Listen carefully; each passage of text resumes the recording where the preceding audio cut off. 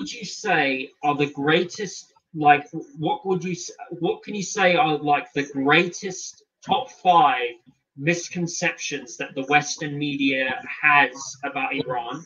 And is Iran a dictatorship? How does its political system work? And how does voting and like all that stuff work in Iran? Go ahead. Mhm. Well, that's a very, I mean, if I want to answer all that, that would be a very extended episode, but I will try to say as much as I can and to briefly explain. So the top five misconceptions, I would say the number one is definitely like what you said, that Iran is a dictatorship. In line with that, or the second one is that Iran used to be a modern and a free country before the Islamic Revolution, and now it has become an absolute dictatorship, and people hate this government, which they call the regime. The third misconception is that Iran is a backward country, underdeveloped. Women have no rights. I mean, this comes all together. Uh, in order to address these first three ones, I should say that first of all, Iran is not a dictatorship. Iran, the vast majority of Iranians, over 98% of Iranians, back in 1979, after the revolution happened, voted for the type of the government, which was the Islamic Republic. So the majority at that time said that the type of government that they wanted to replace the Pahlavi monarchy was the Islamic Republic. The constitution was also uh, there for people to like vote for. So the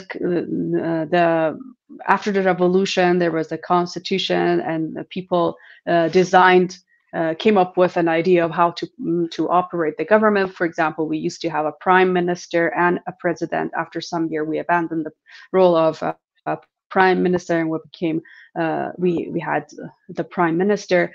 Our leader, which in Western media you usually hear supreme leader, because it wants to imply that that there's like no one can say anything against him, or he's the absolute power. Yes, he is considered as the highest of in the hierarchy of the political power in Iran, and it would be very difficult to like oppose what he says, but he is indirectly and directly elected by two different uh, governmental bodies, which is the Council of Experts. And these people, the members of that council, are also elected by people. So people every 4 years, they vote for the people who serve in that council. And if that council decides that we don't want this leader anymore, they can do that. It has never happened, but that's the authority that they have. So I mean, a lot of people don't know that, and they think that he was just put in power, for example, by Imam Khomeini, who was the president in. But that was not the case. There was election in the parliament. There were debates in the parliament when Imam Khomeini passed away, to see who is going to replace him. And after the debates and the discussions that happened within the governmental bodies, they decided to appoint Ayatollah Khomeini as the leader, and he became the leader. He used to be the president before that. While Imam Khomeini was alive, he was the president, and he was the most popular president in Iran, even until now. Um, so we have the Islamic Consultative Parliament, we have the Council of Experts, we have the or the Assembly of Experts, as we call it, and we have the Council of the Guardians, we have the judiciary system, we have the judiciary system, the executive system. So we have three different branches, and that they're working together. The president and the parliament are the executive branch. Then we have the also the judiciary branch. All these branches work together. There are many loopholes that I personally feel need to be reformed. like the vetting process, for example, for the election or for the candidates, which happens by the Council of the Guardians. I am personally critical of that, but there are elements of democracy that have been improved, but there is still a lot of room for improvement. So it's not like we have one person deciding for everything. No, there people are involved. People vote for 4 or 5 different elections for the parliament, for the city councils, for the guardian, the council of guardian, for the, I mean, the council of guardian is of course indirectly, but the assembly of experts also. So people vote, people are involved in these processes. And whenever people are not happy with, for example, the vetting system or with how democracy is practiced in the country, they do that by refraining from taking part in the elections. And that's why you have been seeing, like, last year and the last election, we witnessed the lowest turnout ever, which is around 40%, because we used to have a very high turnout in any elections, especially presidential elections. And it was because people were supportive of the general idea of the establishment, but they had criticism.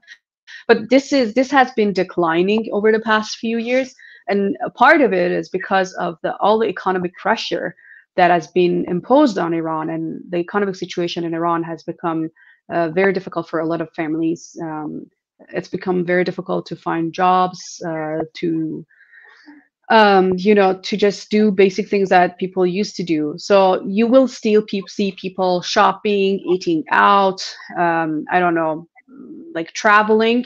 But for example, buying a house has become very difficult, or investing on different things which used to be easier in Iran, it has become difficult. So my generation and generation after me are going through more economic difficulties than the ones before.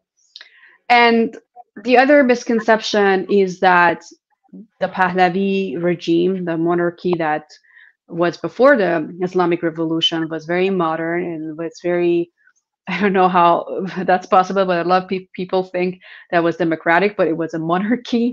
There was nothing about democracy in it. We used to have like a parliamentary, like a parliament to operate like along with the monarchy, and so Mossadegh was elected during that process. And even when Mossadegh was elected, the CIA backed a military coup against the democratically elected Mossadegh and toppled it in the 1950s. And then the monarchy was just operating on behalf of everyone, like, and not even representing the will of the people at all. And it's very important to know, especially during the last years of the Pahlavi monarchy, the crackdown on dissidents was very severe. A lot of people were killed on the streets for protesting the Pahlavi regime. The Pahlavi regime's intelligence service, the infamous Savak, worked together with CIA and the Israeli intelligence service Mossad to torture dissidents from many different backgrounds: Muslim activists, communist activists, just ordinary people, from women and men. And there is a museum in Tehran that people can go and see all the people, like the record of and history of how the Savak operated. They actually tested a lot of really barbaric and brutal methods of torture on Iranian dissidents. And all of these led to people, and the economic situation was also terrible. I mean, yes, we had more foreign reserves because we were a US puppet, basically. But because there was a huge income gap between the lower classes and the upper classes, there was a lot of dissatisfaction inside the country. And all of that led to an uprising, and eventually the overthrow of the Pahlavi regime and the victory of the Islamic Revolution. And it's called the Islamic Revolution because it was led by a Muslim scholar who was also a poet, a a mystic scholar, a mysticism scholar, and he was very popular among a majority, a large proportion of the population. But it's actually a popular. It was a popular uprising. It wasn't that like just one group of Muslim activists decided to overthrow Pahlavi regime. A lot of people, like people from and activists from different backgrounds, took part in that revolution. And then after the revolution, those who took power were the Muslim activists, because they consisted the majority of like they had a more consistent leadership. They already knew who they wanted to be the leader, what type of government they wanted to have. So that's why they gained power and they ruled over Iran.